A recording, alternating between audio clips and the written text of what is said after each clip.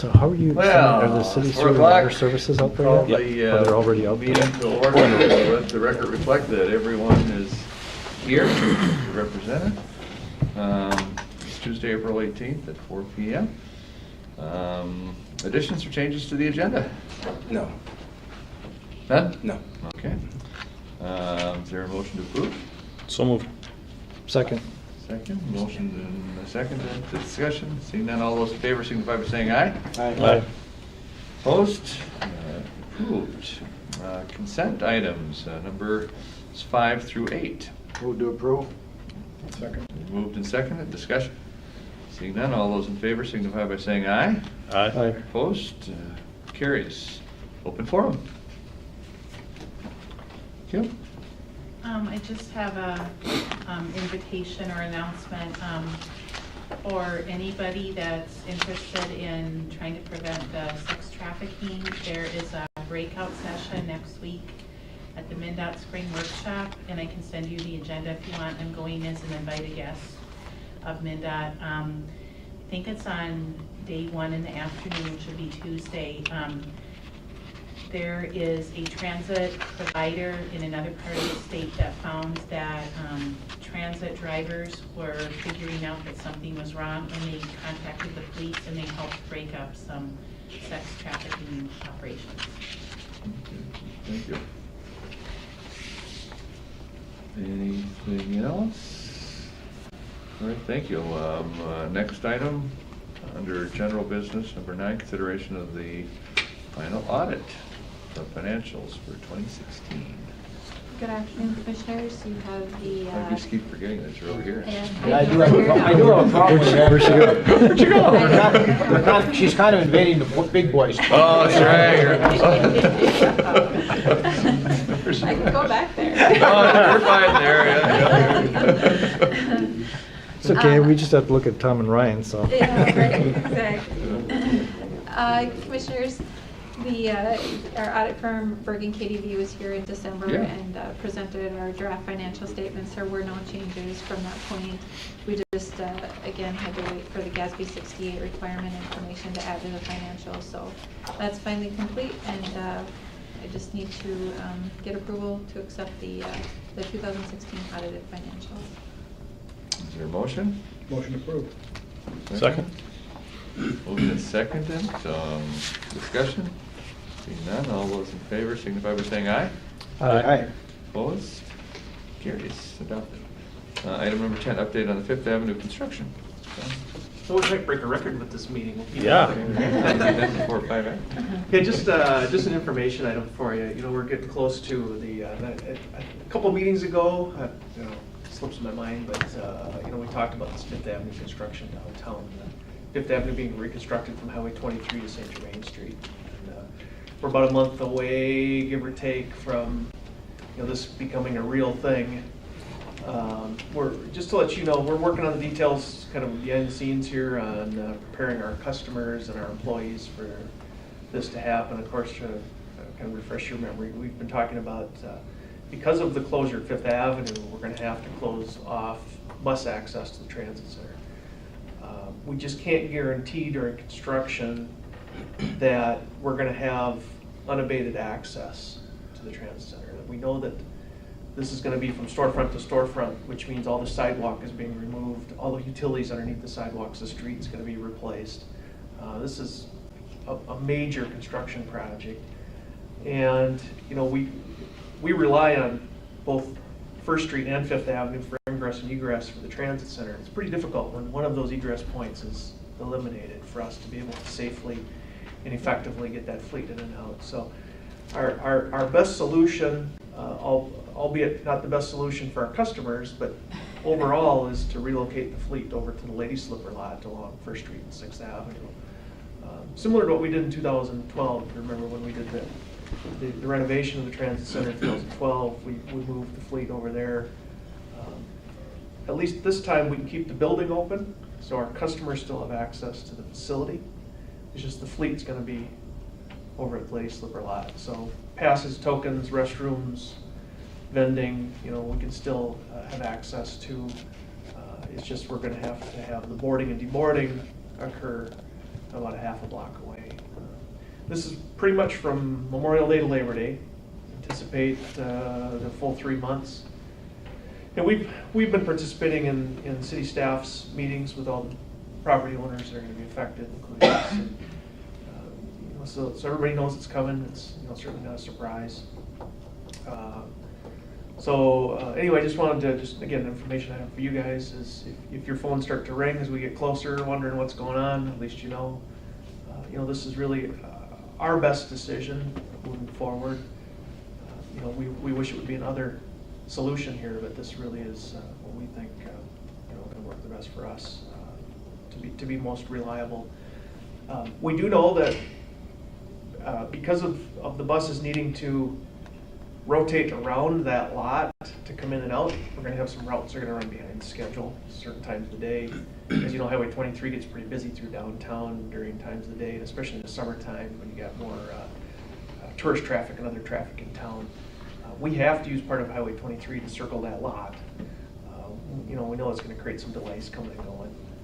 So again, in the information we're going to put out to the news, I don't see Berta in here, but Berta, Nate and I are working up news release information, things that we're going to just prepare our people, make sure they know that some routes are going to run behind, plan ahead, plan your trips accordingly. We'll do the best we can. So at least everybody's got an advance warning that's coming. That's what I have for you at this point. And in your packet was an illustration that you were able to see. This is what we've been working off of for quite a few months, especially with the city staff, so that they've been able to prepare for it as we get closer. All right. That's all I have for you. Thank you. Good, thanks. Item number 11, update on MnDOT funding. Commissioners, I just wanted to make you aware of the updates we have received regarding the funding for MnDOT. As stated previously, MnDOT approached us with a 100% funding opportunity, and as a result, we received $3.7 million. At this time, we haven't received anything official in terms of a contract or an award letter yet, but verbally, we received confirmation that MnDOT approved the 5 CNG buses, a feasibility study relating to the future facility expansion of this operations facility, and expanded staff and operating reimbursement.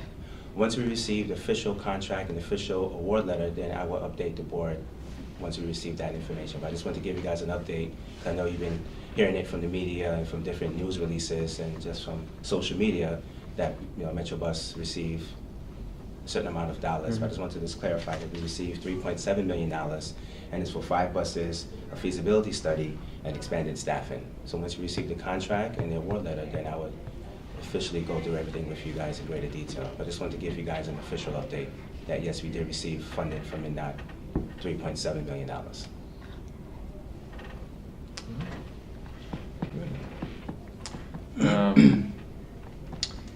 Executive Director, Department updates, Maintenance Department updated.